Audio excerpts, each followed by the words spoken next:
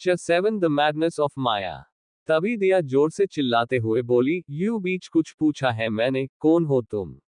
अभी उसने इतना ही बोला था तभी पूरे हॉल में एक जोर की चटाक की आवाज गूंज गई और दूसरे ही पल दिया फ्लो पर अपना एक हाथ गाल पर रखे पड़ी थी।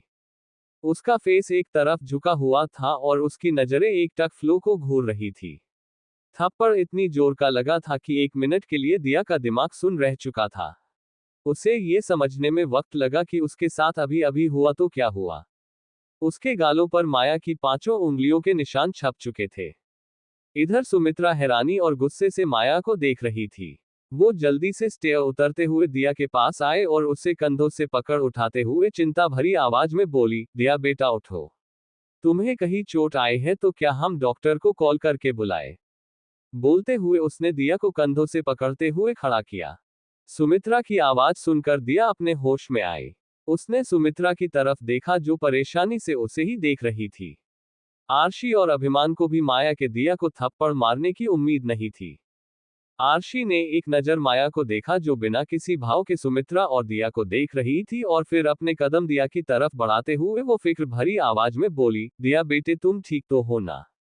अभी उसने इतना ही बोला था तभी सुमित्रा ने अपना एक हाथ दिखा उसे वही रोक दिया। आरशी के कदम उनसे कुछ दूरी पर आकर ठहर गए। आरशी नम आंखों से सुमित्रा को देख रही थी जो गुस्से से लाल आंखों से उसे ही देख रही थी। सुमित्रा तेज आवाज में बोली, वाह आरशी तुम भी कितनी कमाल की एक्ट्रेस हो। पहले अपनी बेटी से कहकर मेरी बेटी को थप्पड़ मरवाया और अब फिक्र करने का ड्रामा कर रही हो। आज जो तुम सबने किया है ना वो तुम सबको बहुत महंगा पड़ेगा। भूलो मत अभी भी ये बिजनेस वीरेंद्र जी के नाम है और जब उन्हें पता चलेगा कि तुम्हारी लाडली बेटी ने उनकी बेटी के साथ क्या किया है तो वो तुम सबका क्या हाल करेंगे, ये तो मैं सोच भी नहीं सकती हूँ। बोलते हुए उसने गुस्से से माया की तरफ देखा जिसके फेस पर उसकी बात सुनकर भी कोई एक्सप्रेशन नहीं आए थे और यही बात सुमित्रा के गुस्से को बढ़ा रही थी। सुमित्रा गुस्से से दांत पीसते हुए बोली, कितनी बेशर्म हो ना माया तुम। पहले हमारे घर की इज्जत को मिट्टी में मिला दिया। अपनी ही बहन के होने वाले पति पर अपनी गंदी नजरें गड़ाए बैठी हो और अब हॉस्पिटल से आते ही दिया पर बेवजह हाथ उठा दिया। तुम इतनी गिरी हुई होगी ये हमने कभी नहीं सोचा था। अभी के अभी दिया और मुझसे माफी मांगो वरना हमसे बुरा तुम्हारे लिए कोई नहीं होगा। बोलते हुए वो लाल आंखों से माया को देख रही थी। माया बोरियत से सुमित्रा को देख रही थी। उसने उबासी लेते हुए कहा, बड़ी माँ आपके भी मेरी तरह कानपुर में हड़ताल है क्या जो आपको आपकी प्यारी बेटी और मेरी प्यारी सबसे अच्छी दियादी की बात सुनाई नहीं दी? अभी कुछ देर पहले ही इन्होंने कहा था ना कि मेरे पास माइंड नहीं है और जिनके पास माइंड नहीं होता है वे पागल होते हैं, राइट? That's sheet. पागल इंसान कुछ भी कर सकता है, किसी को भी थप्पड़ मार सकता है। और इतना बोल वो एकदम से चुप हो गई और उसने सर टेढ़ा कर वही टेबल पर रखे फ्रूट बास्केट में फ्रूट्स के बीच में रखे नाइफ को देखा। अचानक ही माया के होंठों पर क्रीपी स्माइल आ गई। माया के बीच में रुक जाने से सब उसकी तरफ देखने लगे और माया को नाइफ की तरफ देखता देख सबकी आंखें हैरानी से बड़ी हो गई। दिया की आंखों में खौफ समा गया। उसने जल्दी से सुमित्रा की साड़ी के पल्लू का एक कोना पकड़ लिया और डरी हुई नजरों से माया को देखने लगी जो अब उसे देख अजीब तरह से मुस्कुरा रही थी। दिया धीरे से बोली, मॉम चलिए यहाँ से वरना पता नहीं ये पागल लड़की क्या करेगी। इसे बाद में देखते हैं और इससे माफी भी बाद में मंगवा लेंगे। अभी चलिए प्लीज। बोलते हुए उसकी आंखों में पानी आ गया और उसने भीगी पलकों से सुमित्रा की तरफ देखा। सुमित्रा ने हल्का सा सर घुमा दिया को देखा और उसे रिलैक्स करते हुए बोली, रिलैक्स दिया कुछ नहीं होगा। ये कुछ नहीं कर सकती है। तुम्हें इतना डरने की जरूरत नहीं है। अगर इसने अब कुछ किया तो मैं हूं तुम्हारे साथ, डोंट वरी। दिया ने जल्दी से अपना सर नामे हिला दिया और एक नजर माया को देखकर बोली, नो मॉम अभी चलिए यहां से, हम बाद में देख लेंगे इसे। बोलते हुए उसने सुमित्रा का हाथ पकड़ लिया और उसे जबरदस्ती अपने साथ रूम में ले गई। सुमित्रा ने जाते हुए सर घुमाकर उन तीनों को देखा और अभिमान और आरशी को एक डेंजर लुक देकर वापस सामने देखकर चलने लगी। आरशी ने अपना सर झुका लिया और अभिमान ने सुमित्रा से अपनी नजरें फेर ली। वे दोनों माँ बेटी अपने रूम में चली गई और उसके बाद अभिमान माया के पास आते हुए बोले, माया बेटा ये सब क्या है? तुम्हारी तबीयत तो ठीक है ना? जब से तुम्हें होश आया है तब से तुम इतना अजीब बिहेव क्यों कर रही हो? पहले तो तुमने कभी किसी पर हाथ नहीं उठाया, तो फिर आज क्यों तुमने दिया पर अपना हाथ उठा दिया? बेटा, वो तुमसे बड़ी है और सबसे बड़ी बात, वो इस घर के हेड की बेटी है। तुम्हें पता है ना, हम बिजनेस पार्टनर जरूर है पर अभी हमारे नाम पर कुछ नहीं है। अगर वीरेन भाई साहब ने हमसे नाराज होकर हम सबको यहाँ से निकाल दिया तो हम सब कहाँ जाएंगे? तभी माया बीच में बोली, हमें यहाँ से कोई नहीं निकाल सकता है। आपके नाम पर कुछ हो या ना हो, लीगली आप भी इस घर के बेटे हैं और उस हिसाब से आधी प्रॉपर्टी आपकी है।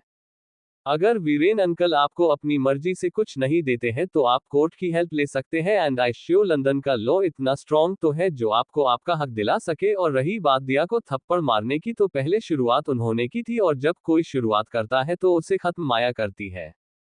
बेशक बड़ी है वो मुझसे, पर मेरी इंसल्ट करने का हक किसी को नहीं है। किसी को नहीं मतलब किसी को नहीं, फिर चाहे वो यहाँ का हेड हो या उस हेड की बेटी, ये बात कोई मैटर नहीं करती।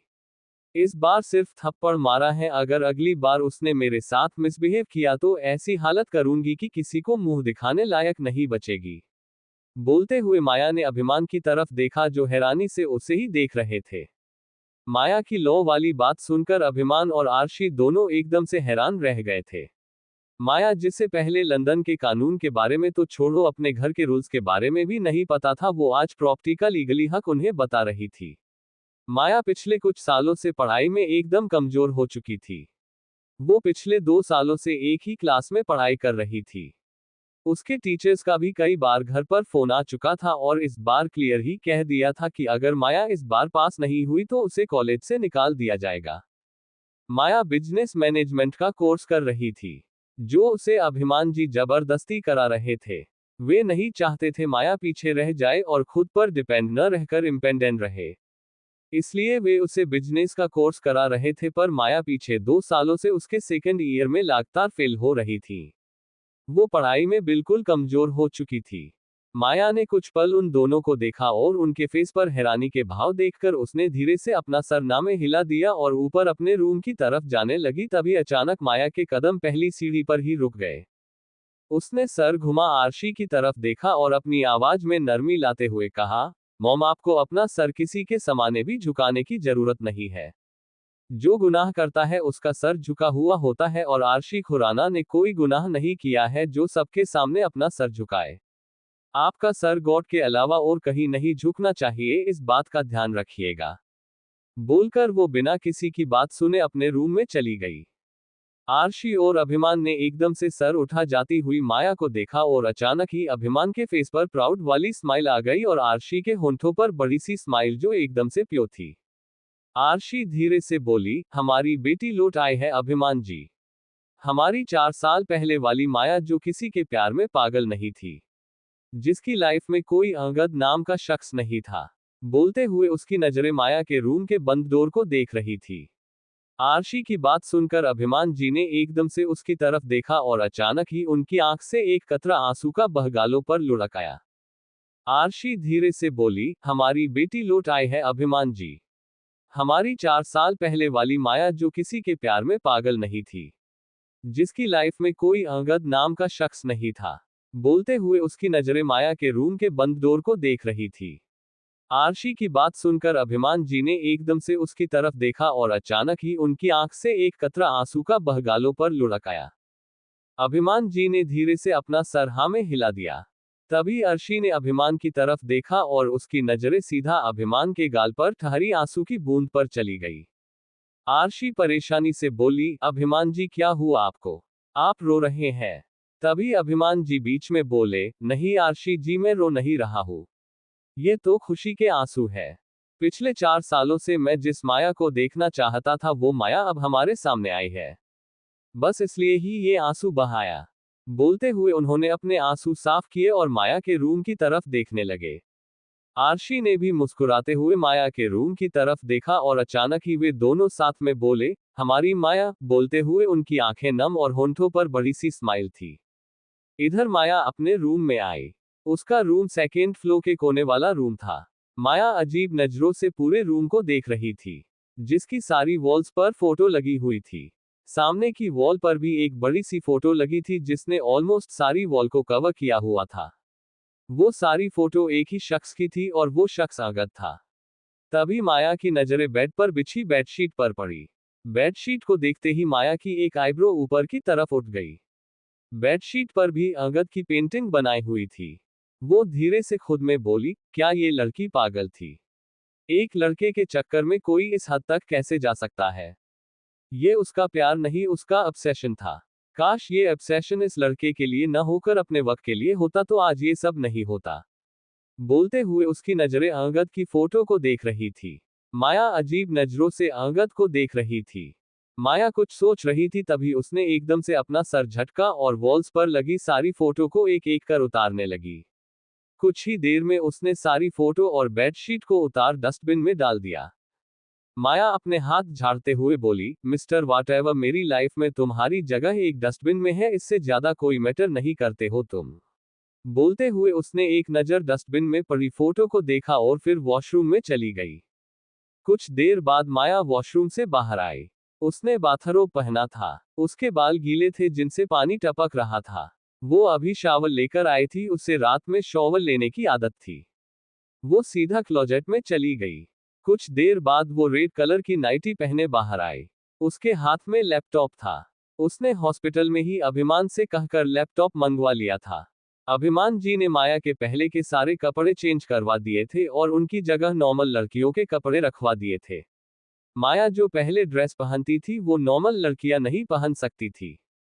माया लैपटॉप लेकर बेड पर बैठ गई। वो लैपटॉप में कुछ कर रही थी।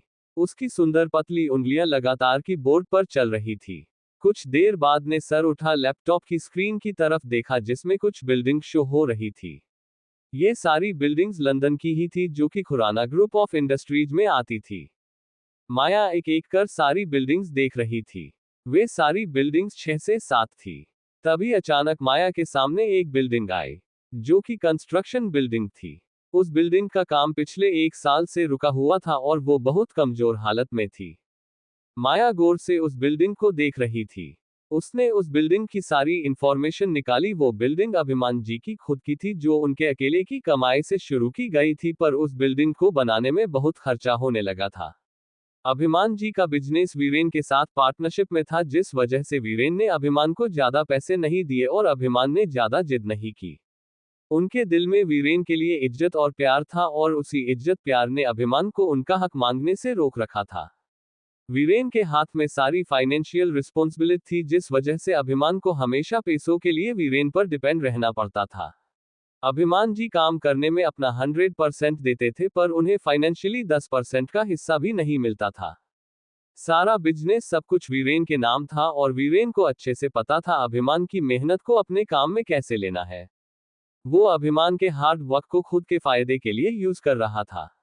वीरेन नहीं चाहता था कि अभिमान उससे अलग होकर बिजनेस करे, क्योंकि वीरेन को अच्छे से पता था कि आज उसके पास जितना भी बिजनेस एम्पायर है वो सिर्फ और सिर्फ अभिमान की बदौलत था। अगर अभिमान ने बिजनेस से अपने हाथ पीछे ले लिए तो वो अकेला कुछ नहीं कर सकेगा। माया बिल्डिंग की सारी इंफॉर्मेशन पढ़ रही थी।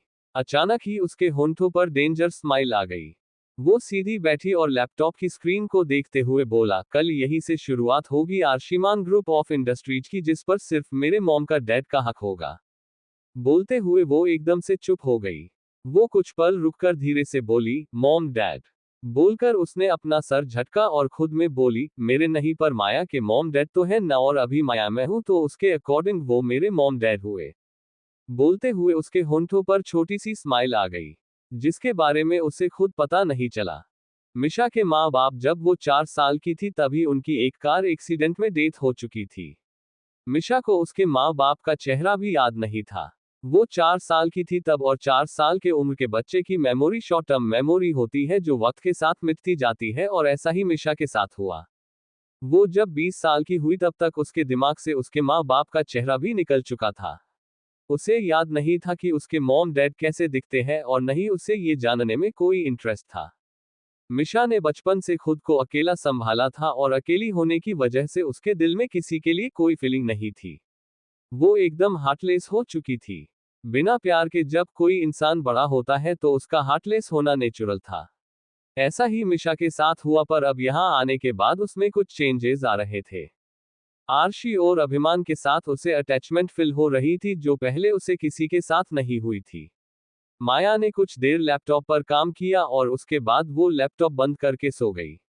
उसे लंदन के बारे में पहले से पता था और जो कुछ उसे नहीं पता था वो अब उसने पता कर लिया। इधर दिया के रूम में दिया ड्रेसिंग टेबल के सामने बैठी मिरर में खुद को देख रही थी। उसकी नजरें अपने लेफ्ट गाल पर टिकी हुई थी जिस पर माया की उंगलियों के निशान अभी भी छपे हुए थे। तभी सुमित्रा अपने हाथ में एक बाउल और टॉवल पकड़े रूम के अंदर आई। उसने दिया की तरफ देखा जो मिरर में खुद के गाल को बुरी तरह घूर रही थी। सुमित्रा दिया के पास आए और अपने हाथ में पकड़े बाउल को टेबल पर रखते हुए बोली, दिया ऐसे घूरने से कुछ नहीं होने वाला है। उसने तुम्हें थप्पड़ मारा तो बदले में तुम भी उसके गाल पर 4-5 थप्पड़ लगा सकती थी पर तुम तो डरकर यहाँ रूम में आकर बैठ गई। सीरियसली तुमने आज जो किया है ना वो मेरी बेटी नहीं कर सकती है। मेरा खून होकर तुम इतनी डरपोक कैसे हो सकती हो? बोलते हुए सुमित्रा गुस्से से दिया के गाल को बर्फ से सेक रही थी। आउच मॉम क्या कर रहे हो? मुझे पेन हो रहा है और आप ऐसे क्या कर रहे हो? अच्छे से करो, परसों मेरी एंगेजमेंट है और मैं ये गाल लेकर सबके सामने नहीं जा सकती हूँ। दिया ने दर्द में करहाते हुए कहा। ये सुनते ही सुमित्रा जो अब तक उसके गाल पर गुस्से से बर्फ रब कर रही थी, वो आराम से करने लगी। दिया ने मिरर से सुमित्रा को देखा और बोली, मॉम आप क्या बोल रही थी? मुझे उस माया को 4-5 थप्पड़ मारने चाहिए थे। आपका दिमाग तो ठीक है ना? मैंने उससे 2-4 बातें कही तभी उसने मुझे थप्पड़ मार दिया। अगर मैं उसे थप्पड़ मारती तो पता नहीं वो मेरे साथ क्या करती। अभी तो सिर्फ गाल लाल किया है, उस पागल लड़की का क्या पता बाद में वो मुझे अर्थी पर ही सुला देती। मैं कोई रिस्क नहीं ले सकती हूँ। वैसे भी अभी मेरी रिस्क लेने वाली एज नहीं है। आपकी एज हो चुकी है तो आप बेशक से रिस्क ले सकती है। अगर आप चाहो तो उस माया को अब थप्पड़ मार सकते हो। मैं न सही तो आप मार लो उसे थप्पड़। ये सुनते ही सुमित्रा के हाथ रुक गए। उसके दिमाग में माया का कुछ देर पहले का बिहेव याद आने लगा। माया का दिया को थप्पड़ मारना और उसके बाद उस चाकू को देखना। ये सब याद आते ही सुमित्रा एकदम से हड़बड़ा गई। उसने घूरकर दिया को देखा और गुस्से से बोली, ये सब क्या बोल रही हो तुम? और तुम्हें मैं कहां से बुढ़ी नजर आ रही हूं जिसकी उम्र हो गई है? मैं अभी भी जवान हूं और खूबसूरत भी समझी तुम। एन रही उस माया को थप्पड़ मारने की बात तो परसों भरी महफिल में उसे थप्पड़ मारकर मैं अपनी बेइज्जती और तुम्हारे थप्पड़ का बदला ले लूंगी। वैसे भी वो लोगों के सामने वो कुछ नहीं कर सकेगी और सबसे बड़ी बात वहां अंगद भी होगा और अंगद के सामने तो वो कुछ बोलने की हिम्मत भी नहीं सकती है। अब बस परसों का इंतजार है। बोलते हुए उसके फेस पर गंदी सी स्माइल आ गई। दिया और सुमित्रा दोनों ही अपने मन में माया की इंसल्ट का इमेजिन करके जोर से हंसने लगी। इस वक्त वे दोनों ही पागलों की तरह लग रही थी। अगली सुबह 5 बजे माया सुबह जल्दी ही उठ चुकी थी। वो रेडी होकर नीचे आई। उसने ब्लैक शॉर्ट ड्रेस पहनी थी जो उसके घुटनों तक आ रही थी। उसने बालों को खुला छोड़ा हुआ था और मुंह पर कोई मेकअप नहीं किया था, फिर भी वो बहुत खूबसूरत लग रही थी। अब तक कोई नहीं उठा था। पूरा लिविंग हॉल खाली था, कहीं कोई नजर नहीं आ रहा था। माया ने एक नजर चारों तरफ देखा और फिर घर से बाहर निकल गई। उसके हाथ में एक फाइल थी जिसको रीड करते हुए वो चल रही थी। माया पार्किंग एरिया में आए और एक कार में बैठ वहां से निकल गई। आज के लिए बस इतना ही, मिलते हैं नेक्स्ट पार्ट में। ये क्रेडिट ऑथर टीना शेखावत को जाता है, इनका लिंक नीचे दिया गया है।